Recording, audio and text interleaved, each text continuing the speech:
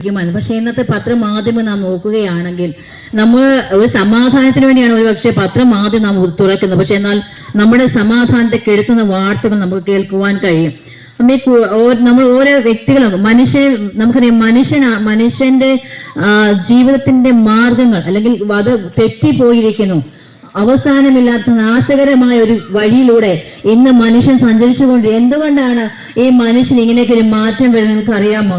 മനുഷ്യന്റെ അകത്ത് കയറിക്കൂടിയ പാപമാണ്, മനുഷ്യന്റെ അകത്ത് കയറിക്കൂടിയ പാപമാണ് ഇന്ന് മനുഷ്യൻ നിയന്ത്രിക്കുന്നത്. അതും ദൈവത്തിന്റെ വചനം ഇങ്ങനെ പറയുന്നുണ്ട്, നമുക്ക് ശത്രുത്വമുള്ള, നമുക്ക് പോരാട്ടമുള്ള ജഡരക്തങ്ങളോടും അല്ല, വാഴ്ചകളോടും അധികാരങ്ങളോടും ഈ ലോകത്തിന്റെ ദുഷ്ടാത്മ സേനയോടും അത്രേ നമുക്ക് പോരാട്ടമുള്ള. നമ്മുടെ കുടുംബത്തിലുള്ള വ്യക്തികളോടല്ല, നമ്മുടെ കൂട്ടുകാരോടല്ല, ഭാര്യയോടല്ല, മക്കളോടല്ല, പക്ഷെ ആരോടാണ്? ഈ ലോകത്തെ ഭരിക്കുന്ന, ഈ ലോകത്തെ നിയന്ത്രിക്കുന്ന, ഓരോ ദേശത്തെയും ഭരിക്കുന്ന സാധാന്യ മണ്ഡലങ്ങളോടാണ് നമുക്ക് പോരാട്ടമുള്ളത്. ദൈവത്തിന്റെ വചനം ജീവിക്കുന്ന വചനമാണ്. മനുഷ്യന്റെ ഹൃദയത്തിനകത്ത് കയറി ചെന്ന് ദൈവത്തിന്റെ വചനം പറയുന്നുണ്ട്, ഇരുവായിട്ടുള്ള വാളാണ്, അത് മാംസപേശികൾ ഇറങ്ങിച്ചെന്ന് ദൈവത്തിന്റെ വചനം അവരെ പണിയുവാനിടയാകും. ഞങ്ങൾ ഈ ദേശത്ത് ഈ ദൈവവചനം എന്തെന്ന് ചോദിച്ചു കഴിഞ്ഞാൽ വചനം ജഡമായതാണ് കർത്താവായ യേശു ക്രിസ്തു. യേശു മനുഷ്യന് വേണ്ടി ഭൂമിയിലേക്ക് വന്നു. ജാതിക്ക് വേണ്ടിയല്ല, മതത്തിന് വേണ്ടി, ക്രിസ്ത്യാനികൾക്ക് വേണ്ടിയല്ല, യഹൂദന്മാർക്ക് വേണ്ടി മാത്രമല്ല, ഈ ലോകത്തിലുള്ള സകല ജനത്തിന് വേണ്ടിയാണ് കർത്താവ് ഈ ഭൂമിയിലേക്ക് വന്നത്. എന്റെ ദൈവം എന്ന് പറയുവാൻ എനിക്ക് ഒരു കാലം ഞാൻ ഒരു ക്രൈസ്തവ ബാക്ക്ഗ്രൗണ്ട് എന്നുള്ള ഒരു കത്തോലിക്ക ബാക്ക്ഗ്രൗണ്ട് ജനിച്ചു വളർന്ന ഒരു വ്യക്തിയാണ് ഞാൻ. പക്ഷെ അന്ന് യേശു ആരെന്നോ, യേശു എന്തിനാണ് ഈ ഭൂമിയിലേക്ക് വന്നെന്നോ, അല്ലെ എനിക്ക് വേണ്ടി യേശു എന്താണ് എനിക്ക് അറിയത്തില്ലായിരുന്നു. കാരണം ഞങ്ങൾ ബൈബിൾ വായിക്കുകയാണ്. കാരണം നമുക്കറിയാം ഇന്നത്തെ കാലഘട്ടങ്ങളാണെങ്കിലും നമ്മളോട് പറഞ്ഞ് നമുക്ക് അറിയുന്നു. പക്ഷെ എന്നാൽ ഈ വചനത്തിന്റെ ആഴങ്ങളിലേക്ക് ഞങ്ങൾ ഇറങ്ങിച്ചെന്നപ്പോൾ, അല്ലെങ്കിൽ വചനം ഞങ്ങളോട് സംസാരിക്കുന്ന മനസ്സിലായ ഒരു കാര്യം എന്ന് പറഞ്ഞാൽ വചനം യേശുവാണ്. യേശു ഈ ഭൂമിയിലേക്ക് സകല മനുഷ്യർക്ക് എവിടെയൊക്കെ ദൈവത്തിന്റെ പ്രവൃത്തിയുണ്ടോ, എവിടെയൊക്കെ വെളിച്ചമുണ്ടോ, വചനം എന്ന വെളിച്ചം എവിടെയൊക്കെ ഉണ്ടോ അവിടെയൊക്കെ ദൈവപ്രവൃത്തി നമുക്ക് വെളിപ്പെടുവാൻ നമുക്ക് കണ്ടിട്ടുണ്ട്. ഇന്നത്തെ സകല മനുഷ്യരെ നിയന്ത്രിക്കുന്നത് എന്താണ്? പാപമാണ്. പാപം എങ്ങനെയാണ്? ഒരു മനുഷ്യൻ തെറ്റ് ചെയ്തുകൊണ്ടല്ല, ആദ്യ മനുഷ്യനായ ആദാം നിമിത്തമാണ് സകല മനുഷ്യനും പാപം. പല ആൾക്കാരും ചോദിക്കും, പാപം എങ്ങനെ ഈ ഭൂമിയിലേക്ക് കടന്നു വന്നു എന്ന് ചോദിക്കാറുണ്ട്. എന്നാൽ പാപം വന്നത് ഒരുവനാലാണ്. അത് ദൈവത്തിന്റെ സന്നിധി അനുസരണക്കേട് കാണിച്ച മനുഷ്യനാലാണ്. ദൈവത്തിന്റെ സന്നിധി, ദൈവത്തിന് ഇഷ്ടപ്രകാരം ജീവിക്കാതെ തോന്നുന്ന വഴി നടന്ന് തോന്നുന്ന പോലെ ജീവിച്ച് നമുക്കറിയാം ഓരോ വ്യക്തി ഇന്ന് ജീവിക്കുന്ന നമ്മൾ നോക്കുകയാണെങ്കിൽ, നമ്മുടെ കുഞ്ഞുങ്ങളെയൊക്കെ നോക്കുകയാണെങ്കിൽ എങ്ങനെയൊക്കെ അവർ ജീവിക്കുന്നത്, അവരെങ്ങോട്ട് പോകുന്ന അവർക്ക് അറിയത്തില്ല. അവരെങ്ങനെ ജീവിക്കുന്നു, അവര് മാതാപിതാക്കൾ അവരെ ആഗ്രഹിക്കുന്ന പോലെ വളർത്തും. പക്ഷെ എന്നാൽ മാതാപിതാക്കൾ ഇഷ്ടത്തിനാണ് ഇന്നത്തെ തലമുറ ജീവിക്കുന്നത് എന്ന് പറയുന്നത് പോലെ ദൈവത്തിന് തന്റെ ഒരു മകൻ എങ്ങനെ ജീവിക്കണമോ ദൈവത്തിനാണ്. പക്ഷെ എന്നാൽ ദൈവത്തിന്റെ ഇഷ്ടപ്രകാരമല്ലാതെ പാപം ചെയ്തതിന്റെ പരിണിത ഫലമായി സകല മനുഷ്യനും പാപികളായി തീർന്നു. ഇന്ന് ഉടലെടുക്കുന്ന സകല പാപത്തിന്റെയും പരിണിത ഫലം എന്ന് പറഞ്ഞാൽ ഒരു മനുഷ്യൻ ഈ ഭൂമിയിൽ വന്നു. നമുക്ക് പ്രിയപ്പെട്ടവരെ, പാപത്തിൽ കിടക്കുന്ന ഒരു മനുഷ്യനെ വിടുവിക്കാൻ ഒരു പാപിക്ക് കഴിയത്തില്ല. പകരം പാപമില്ലാത്തവനായ ഒരുവന് മാത്രമേ അത് കർത്താവ് യേശു ക്രിസ്തു മാത്രമാണ്. യേശു ഈ ഭൂമിയിലേക്ക് വന്നത് കർത്തവനല്ല, അല്ല വെളുത്തവനല്ല, പാപിയായ മനുഷ്യൻ തേടിയാണ്. നീതിമാന്മാരെ തേടിയല്ല കർത്താവ് ഈ ഭൂമിയിലേക്ക് വന്നത്, യേശു പാപിയെ തേടിയാണ്.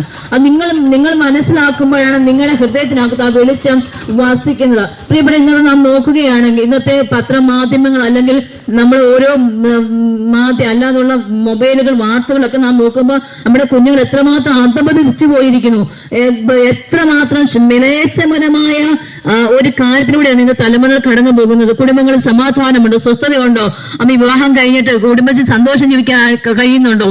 ഇന്ന് എന്തുകൊണ്ടാണ് പാപത്തിന്റെ പരിണിത ഫലമായിട്ട് ഇതെല്ലാം? പ്രിയപ്പെട്ടവരെ, പാപം നമ്മുടെ ജീവിതം നമുക്ക് ഓരോ നേർച്ച കൊടുത്തതുകൊണ്ടോ, അല്ലെ കാഴ്ച കൊടുത്തതുകൊണ്ടോ, അല്ലെങ്കിൽ ഇന്ന കാര്യം ചെയ്തുകൊണ്ടോ ഈ പാപം നമ്മുടെ ജീവിതം മാറിപ്പോതില്ല.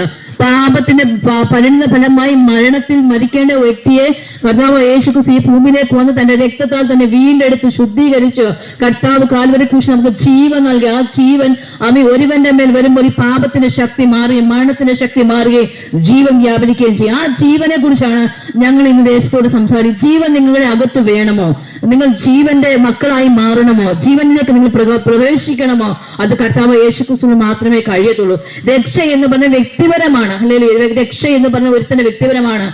നമുക്ക് കുടുംബത്തിൽ ഒരാൾ ഇന്നതായതുകൊണ്ട് ഞങ്ങൾ രക്ഷ എന്നല്ല, വ്യക്തിപരമായ ഈ രക്ഷ ഓരോരുത്തരും കൈക്കൊള്ളുമ്പോഴാണ് നമ്മുടെ ജീവിതത്തിൽ രക്ഷ. അതായത് കർത്താവായ യേശു ക്രിസ്തുവിൽ മാത്രമേ ഉള്ളൂ രക്ഷ കാണാൻ. ഞാൻ തന്നെ വഴിയും പുനരുത്ഥാനം ജീവനും എന്ന് അരുളി ചെയ്ത ആ കർത്താവിലേക്ക് നിങ്ങൾ നോക്കുകയാണെങ്കിൽ മാത്രമേ നിങ്ങൾക്ക് രക്ഷയിലേക്ക് കടക്കൂ. കാരണം സ്വർഗം ഉണ്ടാക്കിയത് അമ്മി ദൈവമാണ്. തന്റെ മക്കൾക്ക് വേണ്ടിയാണ് സ്വർഗം ഉണ്ടാക്കിയത്. അവിടെ പ്രവേശിക്കണമെങ്കിൽ അമ്മി വഴിയും ജീവനും പുനരുത്ഥാനമായ യേശു കൂടി നടന്നാൽ മാത്രമേ നിങ്ങൾക്ക് നിത്യതയിൽ പ്രവേശിക്കാൻ. മരിച്ച ശേഷം ഒരു ജീവിതമുണ്ട്, അല്ലെങ്കിൽ എങ്ങനെയും ഞങ്ങൾ ജീവിച്ച് മരിച്ചു കഴിയുമ്പോൾ ഒന്നും അറിയത്തില്ലെന്ന് പറയരുത്. കാരണം നമ്മുടെ ആത്മാവിന് മരണമില്ല.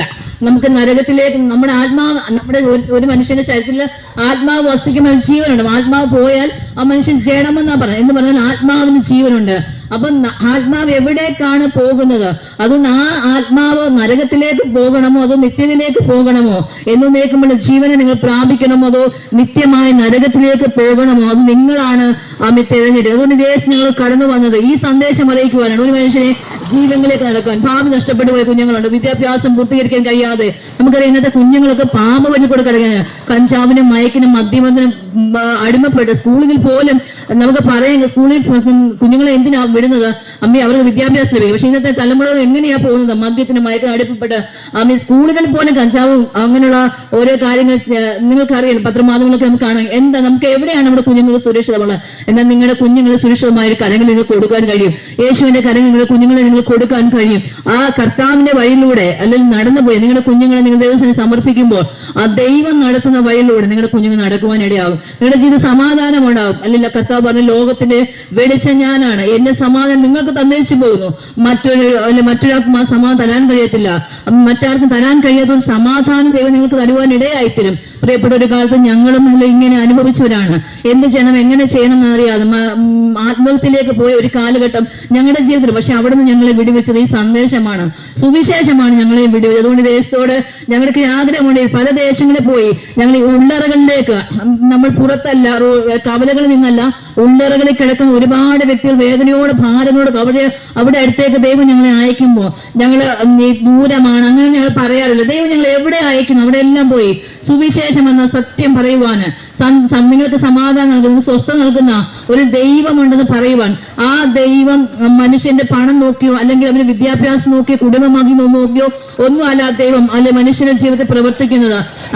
നിങ്ങളുടെ ജീവിതത്തിൽ ഏത് അവസ്ഥയിൽ കടന്നുപോയാലും കണ്ണുനീരിന്റെ അവസ്ഥയായിരിക്കാം, വേദനയായിരിക്കാം, ഭാരമായിരിക്കാം, എല്ലാവരും ഒറ്റപ്പെടുത്തിയായിരിക്കും, തള്ളിക്കളഞ്ഞായിരിക്കാം, നിന്നെ വേണ്ട, ഇനി എവിടെയെങ്കിലും ഇറങ്ങിപ്പോയി എന്ന് പറഞ്ഞ അനുഭവങ്ങളായിരിക്കാം.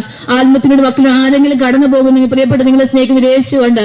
ഇനി ഒരു പരിഹാരമില്ല, ഞങ്ങളുടെ വിഷയങ്ങൾക്ക് ഒരു പരിഹാരമില്ല, ഞങ്ങളെ ആരും വിടുവിക്കാൻ കഴിയത്തില്ലെന്ന് നിങ്ങൾ ആരെങ്കിലും ഭാരപ്പെടുന്നെങ്കിൽ നിങ്ങളെ വിടുവിക്കുന്ന ഒരു യേശുവുണ്ട്.